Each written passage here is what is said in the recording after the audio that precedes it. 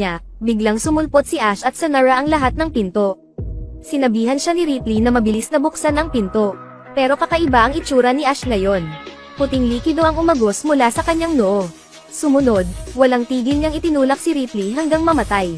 Habang binubugbog hanggang mamatay si Ripley, ibinulong ni Ash ang isang magazine at pinasok ito sa kanyang bibig.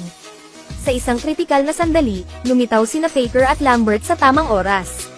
Ang ikinagulat ng iba ay ang matangkad na Faker ay hindi lumaban kay Ash. Gumamit agad ng malaking patpat si Parker para tamaan ng malakas si Ash. Dahil dito, masyadong malakas ang puwersa at nabali ang leeg ni Ash. Ang lahat ng ito ay isang pagsasabuatan ng korporasyon. Pagdating sa puntong ito, maaari lamang nilang pasabugin ang spaceship. Pagkatapos ay tumakas, maaari lamang nilang pasabugin ang spaceship. Pagkatapos ay tumakas gamit ang shuttle.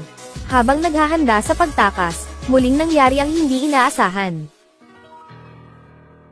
Natakot si Lambert. Mabilis na sinabihan siya ni Parker na lumayo. Gusto kong magdagdag ng ilang kulay dito. Ngunit kapag nahaharap sa isang malaking halimaw, ang kanyang bibig ay puno ng langis. Natakot na si Lambert. Natakot si Faker na siya ay masugatan kaya hindi siya nang ahas na gamitin ang flamethrower sa kanyang kamay. Kaya nagmadali ako sa aking kamatayan. Sa hindi inaasahang pagkakataon, hinampas ng halimaw ang kanyang buntot at natamba siya. Sumunod, sa hindi inaasahan, pareho silang nag-log out. Hindi nagtagal ay namatay ang mga